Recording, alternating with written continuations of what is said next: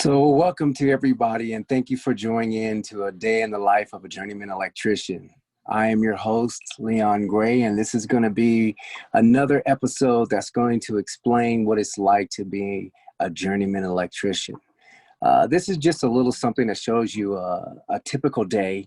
It's not something where it's going to give you the full insight, but let's start off with the definition of what an electrician is. And an electrician is a tradesman specializing in electrical wiring, buildings. Looks like there's some kind of an icon that popped up right in the middle of my screen. Let's see, yeah, specializing in electrical wire, building, transmission lines, stationary machines, and related equipment. Electricians may be employed in the installation of new electrical components or maintenance and repair of existing electrical infrastructure.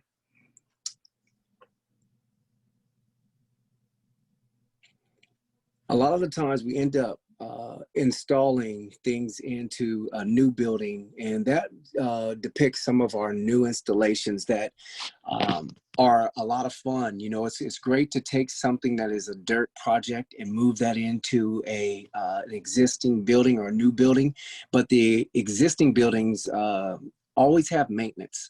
A lot of these pieces of equipment require you to maintain them during the course of their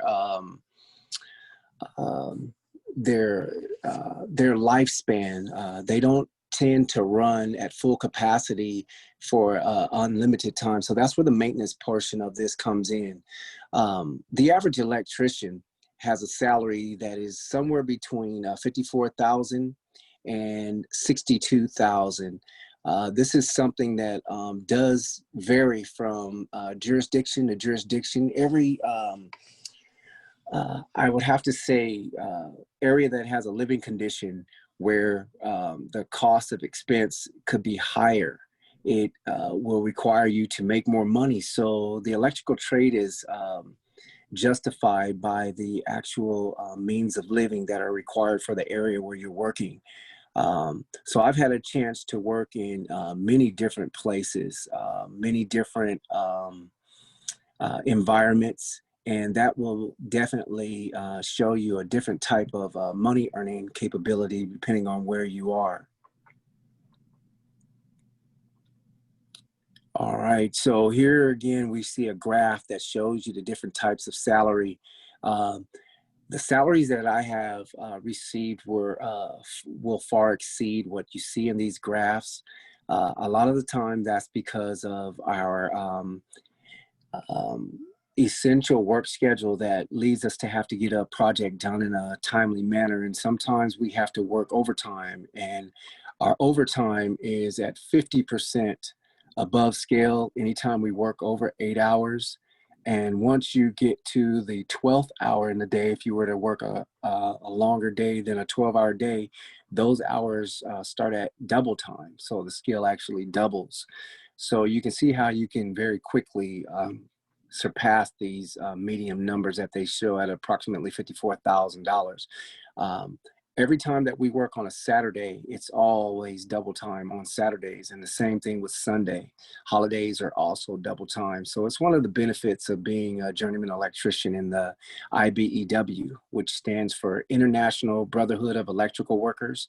And I am a member of the IBEW Local 357, which is a branch of the electrical division in Las Vegas, Nevada. I have worked in many different jurisdictions other than just Nevada, but that is my home local in Nevada, Las Vegas. Now here is a link that will take you to the apprenticeship program. The apprenticeship program is the beginning or the entrance to the electrical field. There are some criteria that are necessary for you to be involved in the electrical trade. And on our website there that you see before you, I hope you guys get a chance to write that down if you do aspire to be an electrician, but they will give you all of the necessary things that you will need to become an electrician or be accepted into the electrical program. And some of those things are such as being a high school graduate with a diploma or a GED. And you'll also need to have completed a high school algebra. There's a lot of mathematical equations and problems that are derived through mathematics in the electrical field. Once you've completed our apprenticeship program, which is 5 years long, you will become a journeyman electrician. And our certificate is that of a bachelor's of science. So you are an accredited journeyman electrician, and your certification is good throughout the United States, as well as it is recognized in the world as being some of the top electricians in this trade. We are absolute professionals, and we're proud of being electricians. So here in some of these images here that you see, it shows you some of the tools and some people actually working in the trade. I can see some of these guys doing an installation. One of the images, the great thing about being an apprentice in the electrical trade is how you will work while you're going through the apprentice program. And this allows you to work your full 8-hour day, and then twice a week for 2 to 4 hours a day, twice a week, you will go to school. And this will continue for 5 years, as I stated before. And when you're finished, you will be a full-fledged journeyman electrician. As you go through this 5-year program, we try to get you a chance to work in many different areas of the electrical field. There's so many different types of electrical installations and different types of components and equipment that you work on. It's almost impossible to be trained on everything, but we try to give you a vast knowledge of what it's like to be an electrician. So as you go on, as your journeyman career starts, you'll have a good understanding of what it takes to be an electrician.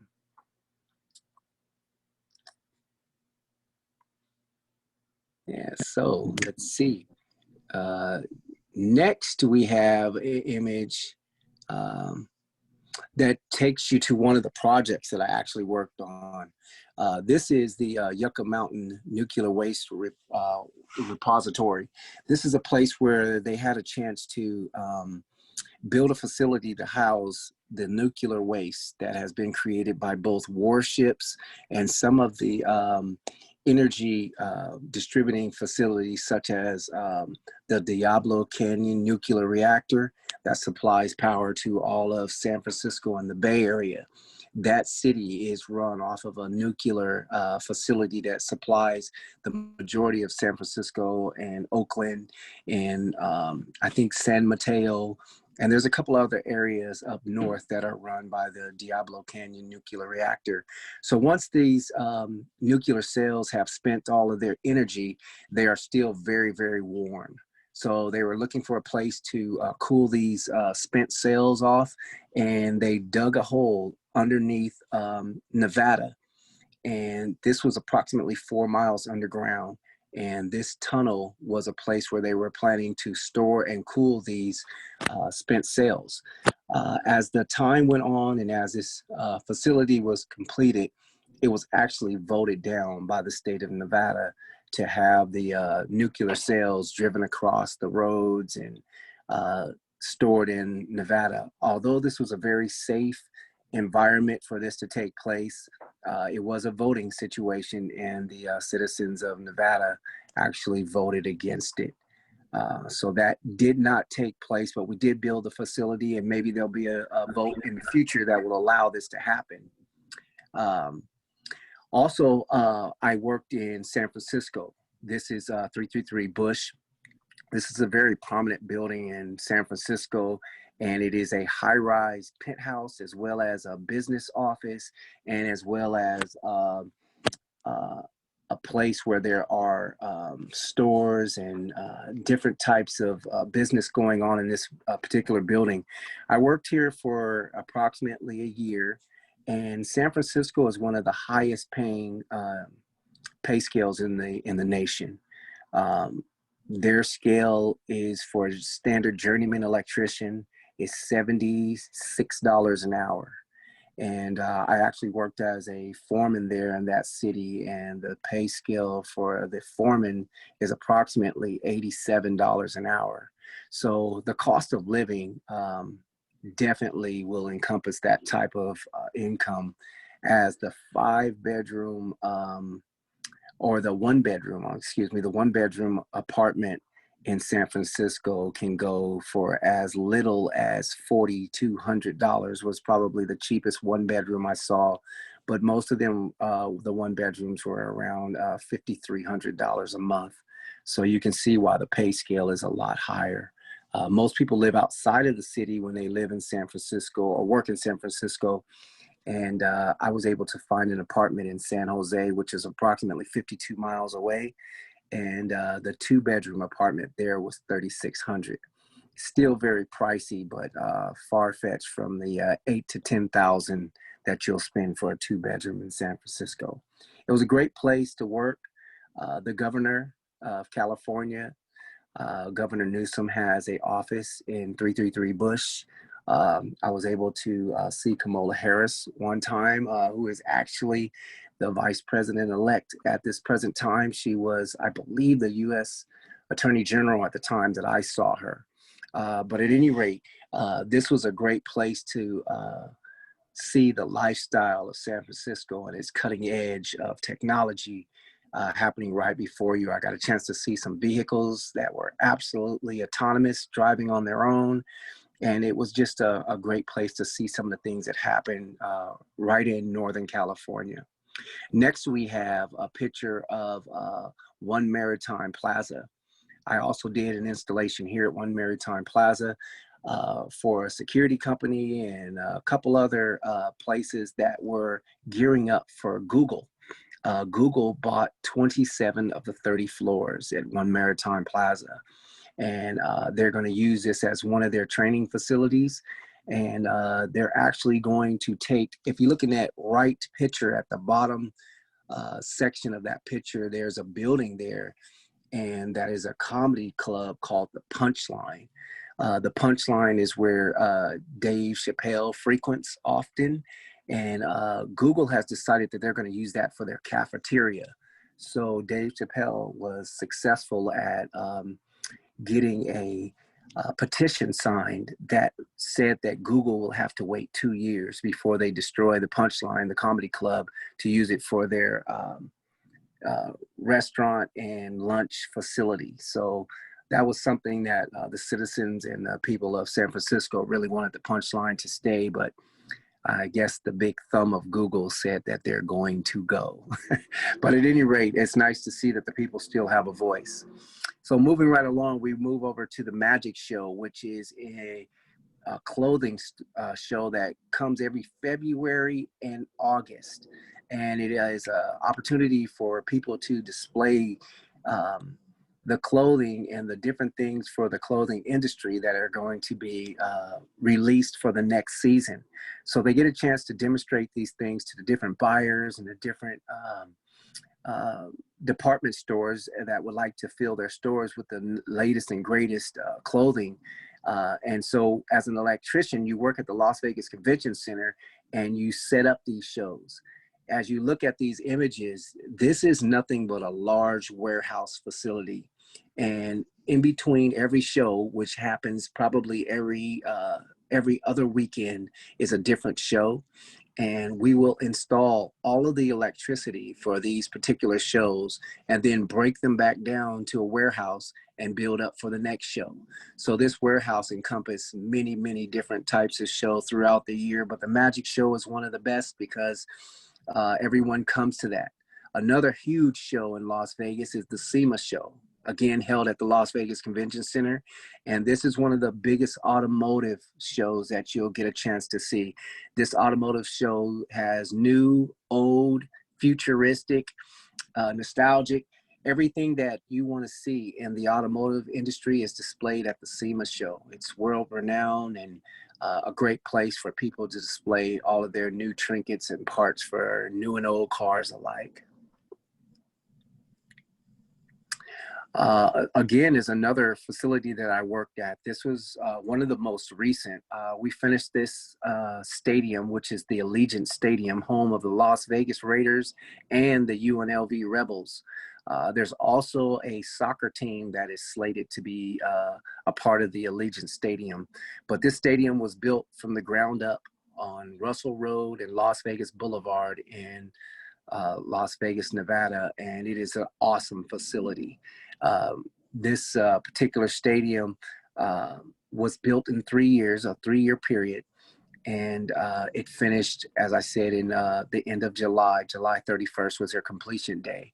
And I believe the Raiders are actually about 500 this year in that stadium. So good luck to them as they play the Kansas City Chiefs this weekend. Next, we're jumping back to the Las Vegas Convention Center. This is the CES Consumer Electronics Show, where everything electronic is displayed here, from electrical watches, from cell phones to TVs, video wall boards, broadcasting equipment. As you see, there's a futuristic car there with some LEDs all throughout the vehicle. Everything electrical and electronic is shown at the Consumer Electric Show. And it is a great show to attend. These things are usually opened up only to buyers, but every once in a while you're able to afford a ticket that will allow you to come to these shows. This particular show, I believe, is 4 days long. So it takes that long to walk these miles of warehouses where vendors from all over the world have come to display their futuristic devices. And I think this is a great show to work at. We love to work at the shows because they're always high paced. They're always overtime. As you work these shows for the 2-week period that it takes to set them up, you usually work an average of 10 to 16 hours a day. So it's very capable to make a month's worth of wages in 1 week as you work on these shows. So it's a great way to make fast money in the electrical trade. Again, you see a few of the other places where I've worked. One of my favorite is the top left picture that you see, the Mandalay Bay. I got a chance to do all of the electrical termination on the west side of the Mandalay Bay. And it's actually the side that faces the newly renovated or newly constructed Allegiant Stadium. So as you look out of the windows on the west side of Mandalay Bay and look toward the Allegiant Stadium, it's very nice to know that on both sides of Las Vegas Boulevard across Russell, I was very involved with the installation of those 2 projects. So those are really favorites of mine. You can see the Luxor, you can see the MGM Grand, and New York, New York. I have worked at all of these properties, and it's just a great feel being an electrician and all of these lights in Las Vegas. There's no way that you'll ever go without work when you're involved with such a huge industry of lights. Oh, wow. So this next video is an actual installation that was done recently. I got a chance to do a residential installation at someone's home. Someone was taking the counters apart and reinstalling a new countertop. So we'll go ahead and roll this video, and it's going to show you a little bit. Let me let you listen to it. Demoed out this kitchen, and we're going to do a little rough work in order to get the rest of the wiring in where it's going to be before the countertops are reinstalled. And we're also going to cut in a couple of devices where some new devices are going to be. So I just wanted to let you see a couple of the items before we started. Come around to this side. I can show you the receptacles here that are white and gray. When we finish, they're going to be all gray. We're going to change them out to these decor receptacles here. And we're going to do that in a couple of locations. So I'll give you a chance to see what it takes in order to upgrade your electrical to a newer, more modern look. So that's one of the projects that we're going to do today. So I just wanted to give you a chance to see what it looked like before we started. If you can look at this right here, you can see that someone has attempted to put in a box there and they really butchered it up. So it's going to be my job to try to clean that up and make it look a little more presentable. But that's what we're starting on today. So that's the day in the life of an electrician for today. So stay tuned.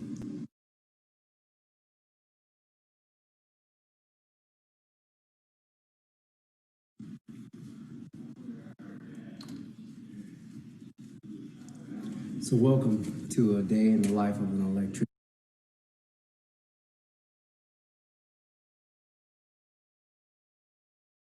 You're on mute. You're on mute right now. Now I'm not on mute. How about that? Okay, so that particular video was a project that I got a chance to help somebody out because they literally hired someone who was not an electrician. So as the project was going sideways or array, um, I was contacted to help out somebody. So it was really a favor to a friend. But I went over there and I took care of that project to help someone do the installation properly. This electrical trade is something where you can't take chances. You can't take shortcuts. You really need to be in fully understand what you're doing when you are doing an electrical installation, because the safety of those who reside there, work there, visit there, shop there, it's all a big deal to make sure that your installation is proper, because we have a fire code that we have to pass in order for the electric to pass inspection. And if your installation is less than par, you very well could start a fire. All electrical installations and the energy that flows through them, there's always an electrical current which has the potential to combust. And you just try to control that by doing the proper installations. And I can't stress enough how important it is to make sure that your installations are successful. So with that being said, we did manage to clean this up, and I'm going to show that video. Receptacle and switch on this pony wall. All these devices plugged in, turned on.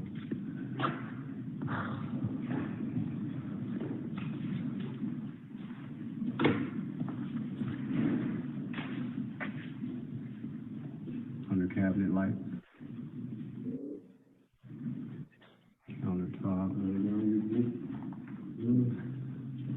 New hood and cooktop. More under counter lights.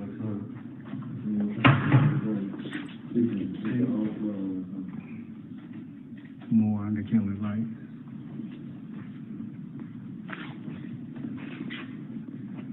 On the wall, please.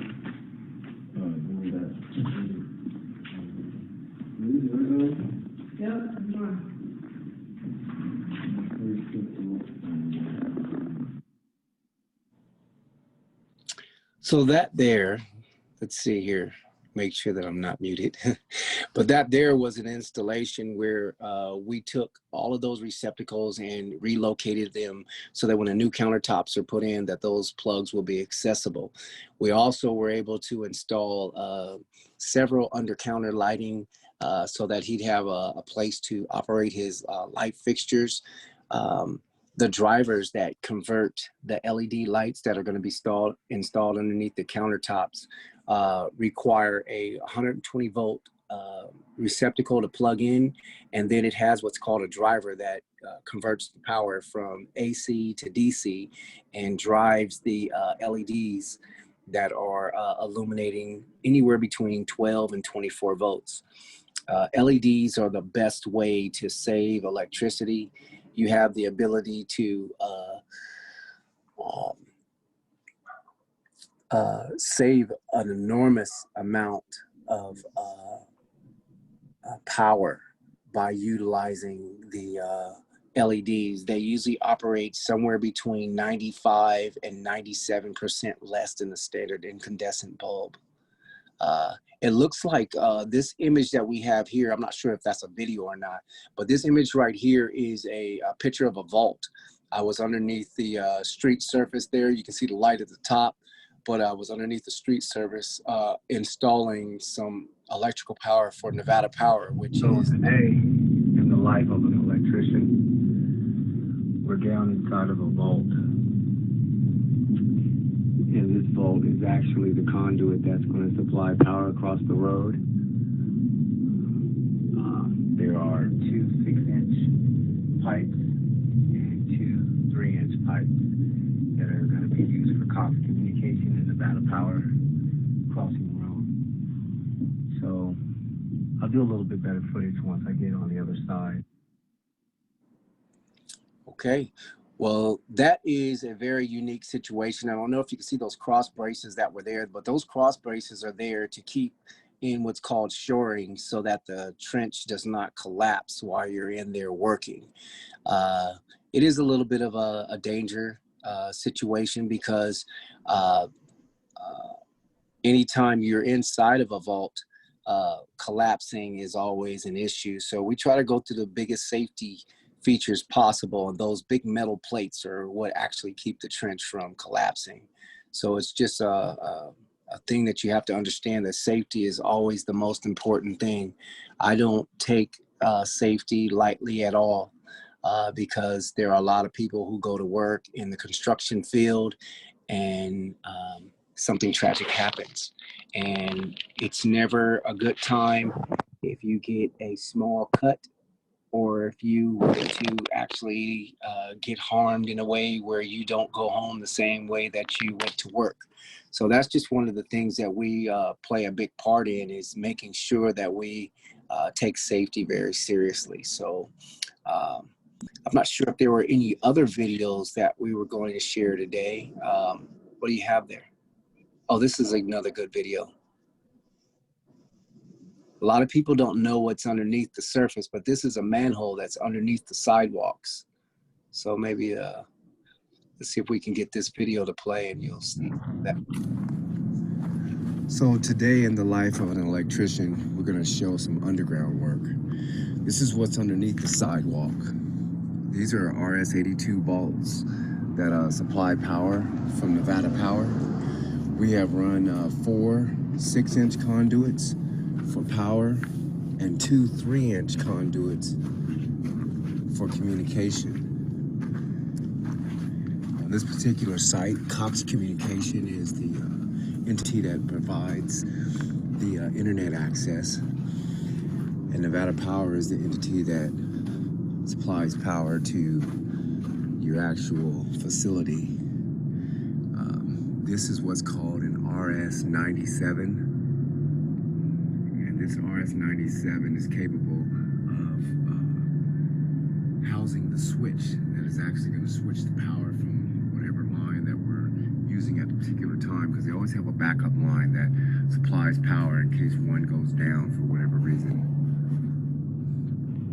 So you see the 4 6-inch conduits that enter the RS-97, and you see the 2 3-inch conduits that supply the internet access for Cox Communication. So this is what we're working on today. Here we go. Day in the life. All right. So yeah, that's some good information about what's underneath the surface of those sidewalks and why those manholes are on the sidewalk, because it looks like it's just a round hole at the top of the sidewalk or in the middle of the street, but it's actually a huge vault that's underneath the ground, housing those different electrical wires and things that supply power to different buildings.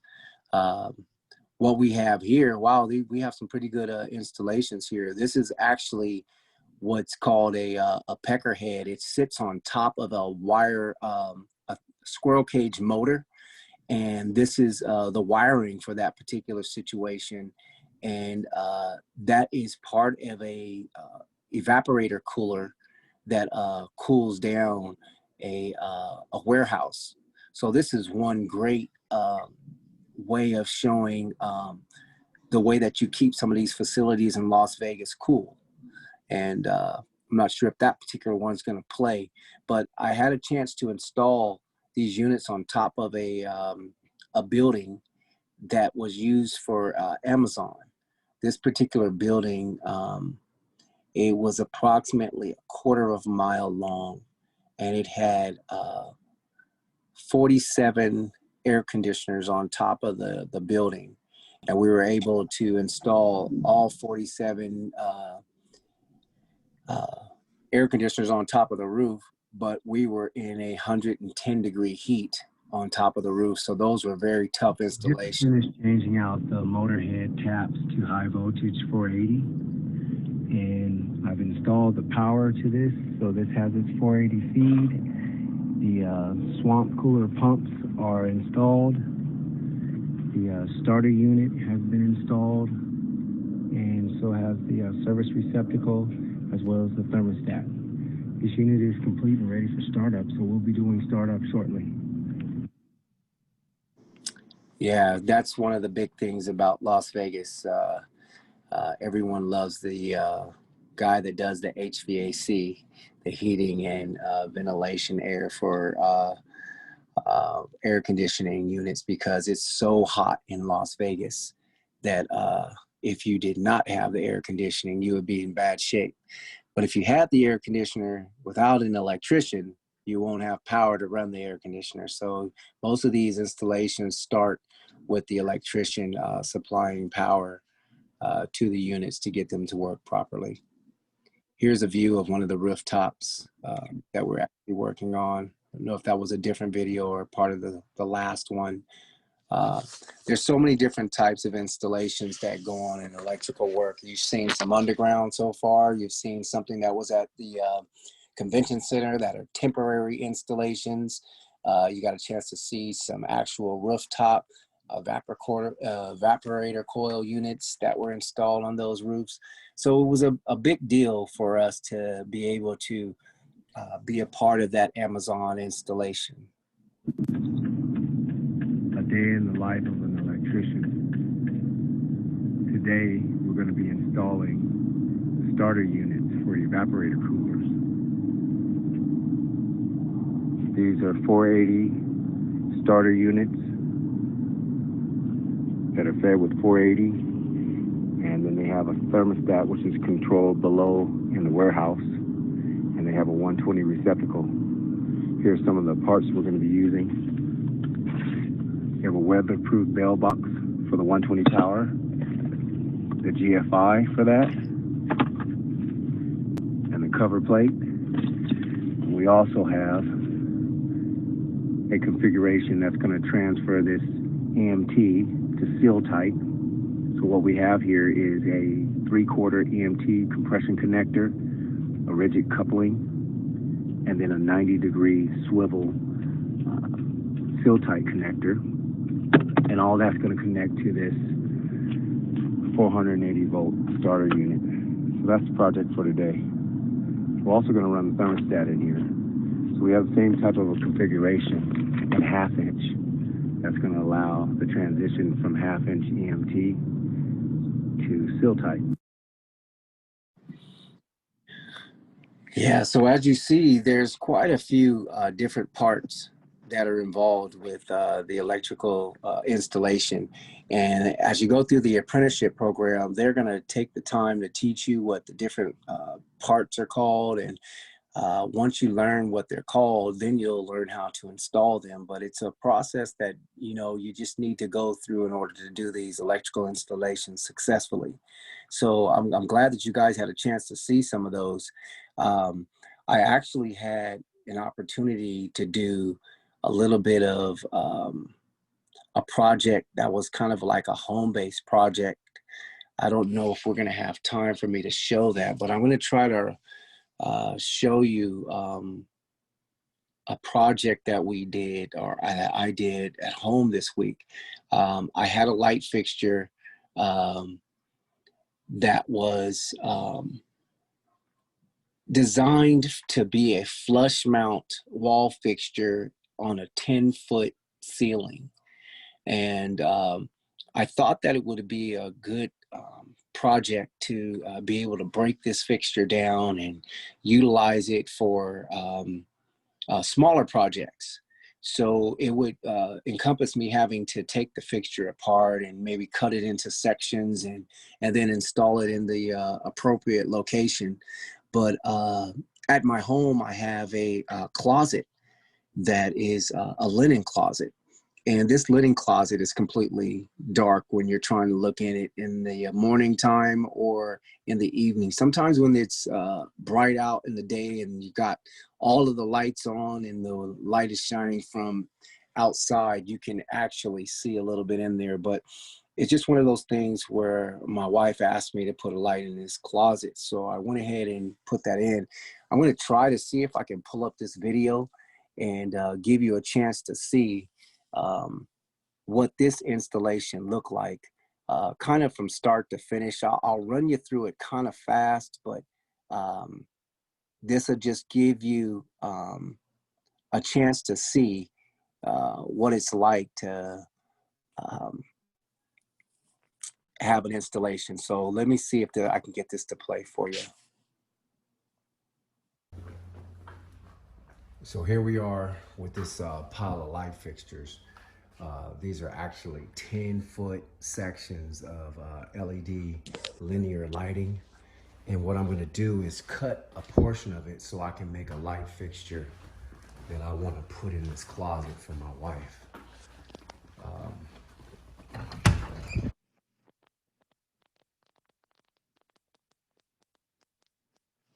Just going right here in this closet because it's dark in here. Anything you need to get off these shelves or anything, it's just dark. You can't see anything. So I'm gonna throw this light in here right quick. Ain't gonna take but a minute. I'm lying, it's gonna take like 6 hours, but I'm gonna get it done. So here we go. Starting off this project. Let's go. Yeah, so can you guys hear me? Yes. Okay, so as you start one of these projects, you take a little bit of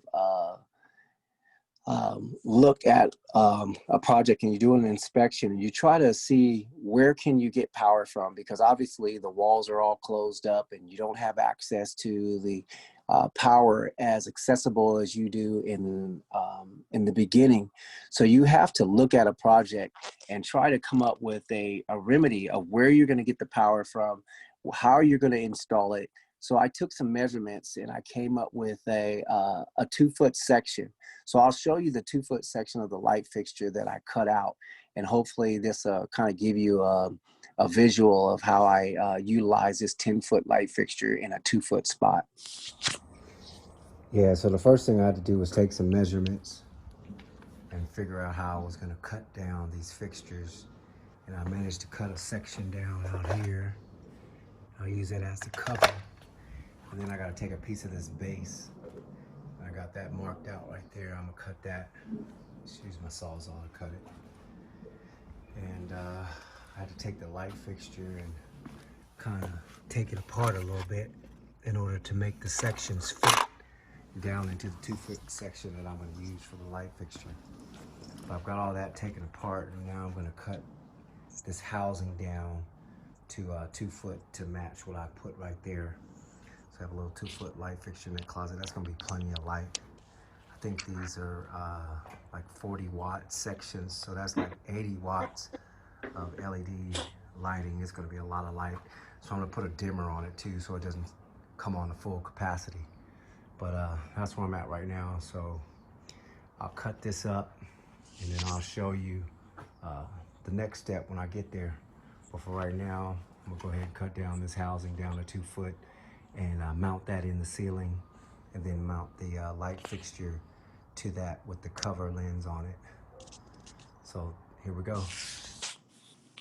All right, so there is the light fixture being cut down.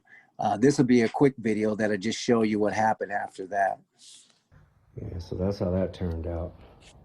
So now I have all 3 sections cut evenly. Yep. So all of that's gonna work out. There's my light fixture, homemade and all. So here we go. I'm gonna go ahead and get this part installed in the ceiling. And I'm also gonna have to rough in the electrical rough portion of it. So I'm gonna start on that, simultaneously as I'm actually putting the fixture in. So here we go to the next part. All right, so we're making our way through that project. Uh, let's see what happens here. This is So where I I make decided to to take identify apart where the the power is going bathroom to come switch that's on from. the other side of this wall. I think that's going to be my best access for power. I'm going to run the power up this wall inside here, and then I'm going to attach it to the light in a light box up here, and I'll put a photo and a motion sensor up here in the top corner so that the light fixture can come on whenever there's motion in the room. So that's what I'm getting ready to take care of right now. So here we go. It's really nice when you can take these projects and just kind of thumb through them and looks at it. Takes a couple of minutes Yeah, to I do got it. these switches out of the wall. There's quite a bit of traffic in here.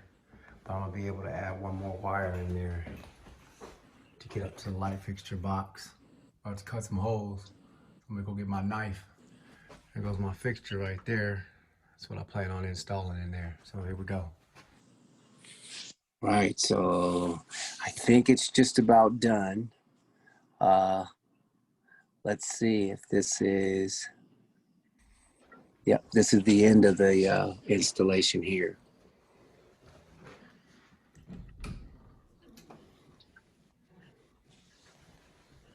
Yeah, it's not dark in here anymore. No. It's nice. Comes on automatic. Photo cell. LEDs. It's nice.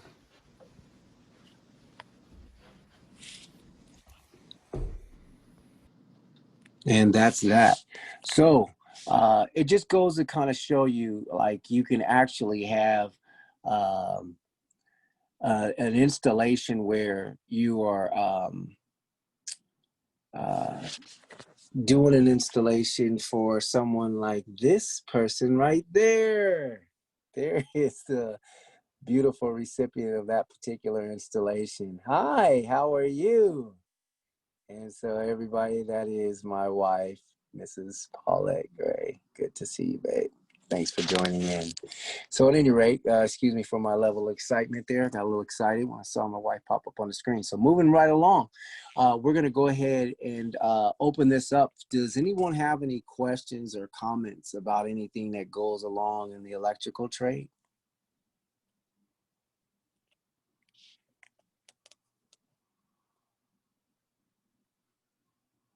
Or maybe any questions about a particular installation or...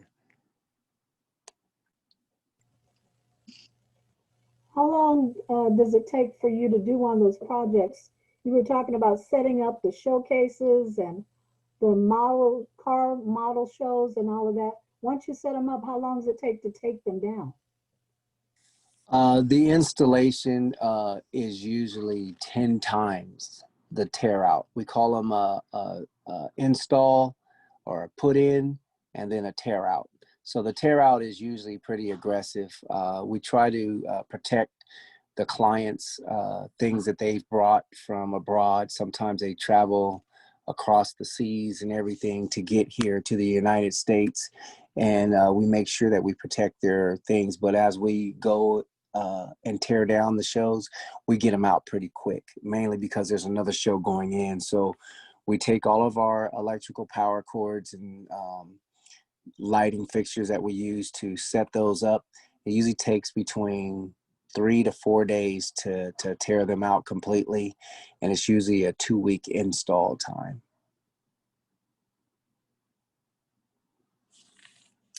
Yeah, so there's just been many times when we've had the opportunity to do installations for different people. Sometimes we end up doing them for customers that have warehouses.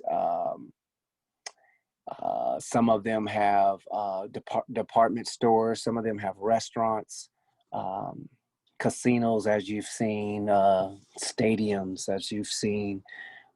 There's just many different types of installations that we have, and we take on all of them. You know, anything that is built usually requires electricity of some sort for lighting, for power, um, and that's what we do. We supply power in many different configurations.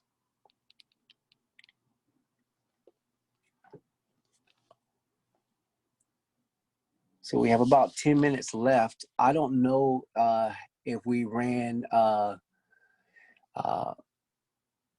through anything that was not covered completely, but I do want to make sure that anybody that wanted to join into the apprenticeship program, or if there's anybody who wanted to learn more about the trade, you can always reach us at the Good News Hope and Help website.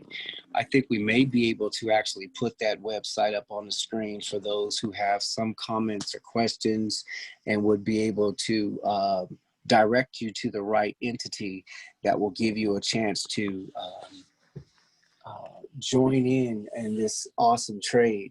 It's something that has been able to supply finances for my family for over 30 years. January will be my 32nd year as an electrician. I plan to retire after my 35th year. So I'm going to stay in for a few more years, and we have an incredible pension program to where we should be able to retire and live fairly comfortable. But that's the Good News Hope and Help website that will allow you to ask any questions or comments if you wanted to hear something personal, personal question answered, or if you just need some type of assistance moving to the next level of becoming an electrician. So, Okay, there was a question. okay. The question was from someone else, but they wanted to know, do you ever run into critters in your work? The answer to that is absolutely. It is not a good time depending on where this critter is encountered. Wow, I wish I had the time to actually show you some of the footage that happened. So I don't know, maybe I can and find it fast enough to show you some of the actual incidents that have happened on the job site. It's something that is not rare. You know, depending upon where you're doing the installation, you can run across a critter or two. And I'm going to see if I can pull up something where I shared it with someone. It was actually my son, and I got a chance to let him know that, you know, sometimes when we're out in the field, you do run across, we call them friendlies. So let me see if I can pull up something and show it to you. Let's see here.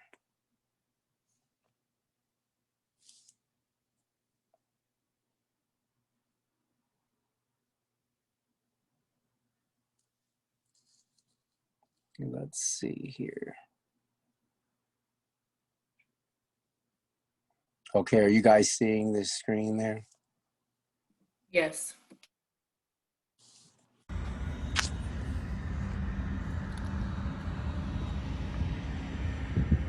Anybody know what that is? Is that a road runner? That is a road runner. And as you can see, he's about 5 feet away from us. You know, he's really close. Yeah. Yeah. So to answer your question, yes, at times we do actually run across critters, and it's never a bad thing. You know, you mind your business, and usually they'll mind theirs. So I have been encountered by snakes. I've been in a vault where there was a snake that decided he wanted to occupy the same space.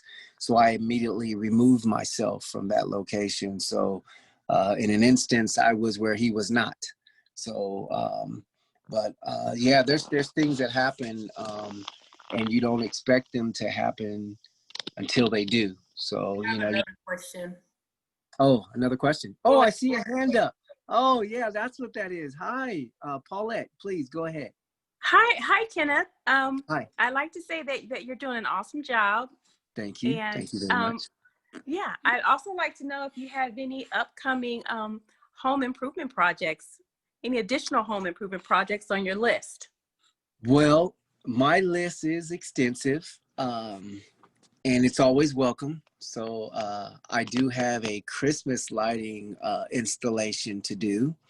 Um, I also have ceiling fans that I'm going to be installing, and our particular home is not pre-wired for ceiling fans. So the ceiling fan installation that we do there is going to be from scratch. So that's going to be quite interesting. I look forward to being able to do that particular installation.